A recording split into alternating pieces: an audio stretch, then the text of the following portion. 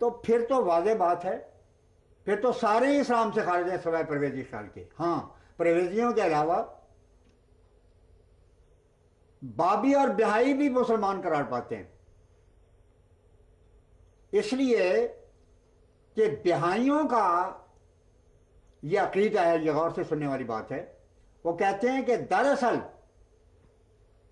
ہم ہیں جو آخری نبی مانتے ہیں محمد رسول اللہ کو،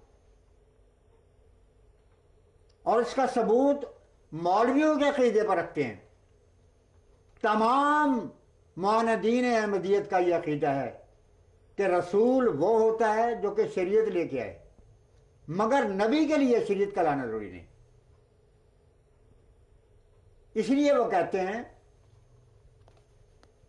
کہ شریعت لانے والے نبی جو تھے وہ 4 تھے، باقی وہ تھے جو کہ نبی تھے، اور نبی وہ ہوتے ہیں جو کہ پہلی شریعت کو قائم کرنے والے. یہ فرق ہے ان کے نگاہ میں نبی کا اور رسول کا. اس پر بنیاد رکھتے ہیں یہ تمام سو کال کرانے والے محافظین ختم نبوت کا عقیدہ ہے. بابی دنیا اور بہائی، امر بہائی کے علمبردار، وہ ڈنکے کی چوٹ مولویوں سے کہتے ہیں کہ تم تو عیسیٰ کو آخری نبی مانتے ہو، کیونکہ ان کے بعد نہ کوئی نیا آئے گا نہ پرانا آئے گا. محفوظ اللہ کلمی کی کتابیں پڑھیں آپ، اس میں کھلے لفظوں میں ڈنکے کی چوٹ اعلان کیا گیا ہے، اور آج تک کسی ملا کو اس کا جواب دینے کی توفیق نہیں ملی، اس لیے کہ خود ان کا عقیدہ تھا. وہ کہتے ہیں کہ تمہاری نگاہ میں نبی وہ ہے جو نئی شریعت نہیں لاتا، اور رسول وہ ہے جو نئی شریعت لے کے آتا ہے. قرآن نے خاتم المرسلین نہیں کہا، نہ خاتم الرسل کا خطاب دیا ہے، وہاں پر خاتم النبیین قرار دیا ہے. اور اس کے معنی یہ ہوئے کہ اب کوئی نبی ایسا نہیں آ سکتا جو محمد صلی اللہ علیہ وسلم کی شریعت کے تابع ہو کر ہے. اب ختم رسولوں کو نہیں کیا، نئی چیز لانے والوں کو، بلکہ نبیوں کو ختم کیا ہے. اور ملا کے نگاہ میں نبی وہ ہوتا ہے جو پہلی شریعت کی اتباع کرے، اور رسول وہ ہے جو نئی چیز لے کے آئے. تو اس واسطے آخری نبی ہم رسول اللہ کو مانتے ہیں. تو اس فیصلے کے روح سے اگر حقیقتاً دیکھا جائے تو سوائے پرویزیوں کے اور سوائے بابیوں اور بہائیوں کے، خود ان کے اپنے عقیدے کے مطابق کوئی بھی حضرت کو غیر مشروط آخری نبی نہیں مانتا. سمجھ گئے آپ؟ جی. لیکن چالاکی اور عیاری یہ کی گئی کہ for the purpose of constitution کو الفاظ میں رکھ کے تو پہلی چونکہ مشکل کر دیا گیا تھا، کسی شخص کو اس بات سے کوئی تعلق نہیں ہے کہ لکھا کیا تھا، لیکن اس وقت ہی ہم نے یہ سنا، جب یہ فیصلے ہوئے چند دن کے بعد میں گیا ہوں تو وہاں مجھے ایک تو اتفاق یہ ہوا کہ ریاض چودھری رحمت علی صاحب کے ساتھ جا رہا تھا، تو جس بس پہ تھے اس کے اوپر لکھا ہوا تھا جنہیں حقیر سمجھ کے بجھا دیا تو نے وہی چراغ جلیں گے تو روشنی ہوگی. یہ عجیب اتفاق تھا. مجھے راولپنڈی کے ایک بزرگ نے بتایا کہ فیصلے کے اگلے دن اہل حدیث ایک عالم نے لاؤڈ سپیکر پہ یہ اعلان کیا کہ مسلمانوں تمہیں ہوش میں آنا چاہیے، اس فیصلے نے تمام مسلمانوں کو کافر قرار کیا ہے. ہم لوگ جو مسیح کے آنے کے قائل ہیں، دوبارہ آنے کے، اس فیصلے کے روح سے ہم بھی دار اسلام سے خرچ کر دیے گئے. مگر عوام کو اس بات سے کوئی غرض نہیں ہوتی. ملاؤں نے، اور پھر کیونکہ بھٹو پارٹی بھی دراصل بظاہر دنیا کو ڈپلومیٹک طریقے سے سمجھانا چاہتی تھی کہ میں نے جو کچھ کیا ہے عوام کی مرضی کے مطابق کیا ہے، اس لیے عیسائی دنیا کو، کیتھولسزم کو، اور یورپ کو اور امریکہ کو اس کو کوئی ایسا نہیں کہنا چاہیے جو کہ قانون کے خلاف ورزی ہے. ہم نے جمہوری قانون اختیار کیا ہے، عوام کا فیصلہ تھا. لیکن دراصل जहां तक दुश्मनी का ताल्लुक था, भट्टू साहब को अपना इक़्तिदार कायम रखने के लिए अपने दिल में जमात के खिलाफ उनसे ज्यादा बोझ था।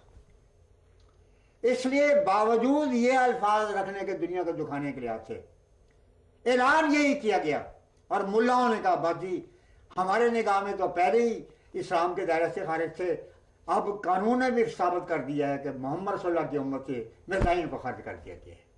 हालांकि अगर ये बात थी, और अवाम को तो इसकी तरफ तवज्जो का सवाल पैदा नहीं होता, और मुल्ला इसको कारनामे पे की तौर पर पेश कर रहा था। अगर ये बताता कि इससे तो खुद हम हमारी इस मामले में सारी जो उम्र की कमाई है वो ख़त्म हो गई है, हमें भी गैर मुस्लिम करार दे दिया गया है, तो ये उनकी अपनी बदनामी होती। इस वास्ते उन्होंने यही सोचा कि ये अच्छा है कि फॉर द पर्पज कॉन्स्टिट्यूशन के यही माने दिए जाए। ये मुझे एक वाक़या याद है, ये ज्ञानी वाहिद हुसैन साहब मरहूम ने, हम एक जगह हम सफ़र थे, कहने लगे कि पानीपत और करनाल में एक नौजवान था जाट, उसकी शादी हुई। वहाँ शादी के वक्त हिंदू जाट ये तो खुतबा निगानी पढ़ते जो मोहम्मद अरबी सल्लम ने उम्मत को सिखाया है। उनके यहाँ यह है कि वो एक छोटी सी तलवार दूल्हा मियाँ को दे देते हैं, और दूल्हा मियाँ सिर्फ ये ऐलान करता है कि मैं इस तलवार के ज़रिए से अपनी बीवी की हिफाजत करूँगा। स्त्री कहा जाता है आमतौर पर, बीवी के लिए इस्तेमाल किया जाता है। इधर उसने यह ऐलान किया, शादी हो गई। तीसरे दिन आधी रात के वक्त डाकू आए, उन्होंने गन पॉइंट पे उसके सारे जो उसकी बीवी जहेज में लेके आई थी चांदी और सोना वो निकलवा के कहा कि सर के ऊपर रखो, और दौड़ा दौड़ा के आखिर जंगल में जब पहुंचे तो उन्होंने कहा कि यहाँ रख दो और चले जाओ। जब वापस आया तो कोराम मचा हुआ था सारे मोहल्ले में।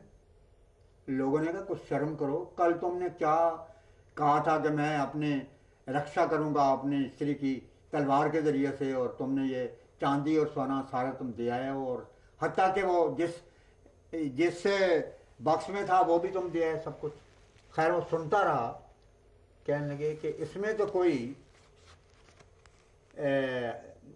मुझे कहने में कोई हर्ज नहीं है कि सोना चांदी तो मैं दे आया हूँ सारा, लेकिन मैंने भी ऐसी ज़रबेकारी लगाई है कि याद करेंगे कि किसी से वास्ता पड़ा था। कहने कि तुमने क्या कारनामा दिखाया है? कहने लगे कि वहाँ डाकुओं ने मुझसे पूछा था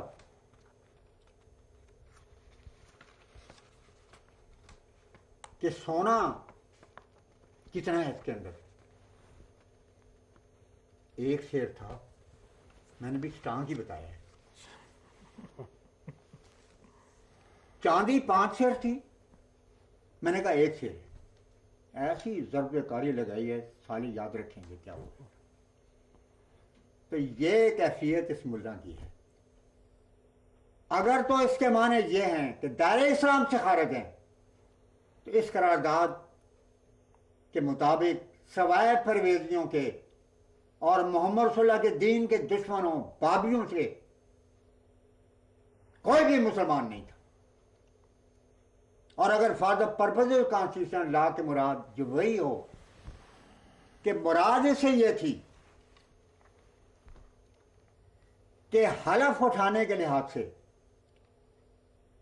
सदर और वजीर आजम पाबंद है कि वो कहे कि मैं गैर मुसलमान आखिरी नबी रसूल पाक को मानता हूं, तो ये कानून सिर्फ ये बताता है कानूनी अगराज के लिहाज से कि अगर अहमदियों की अक्सरियत भी हो जाए पार्लियामेंट में तो वे इस कानून के रूप से वजीर आजम बन सकते हैं, न सदर बन सकते हैं।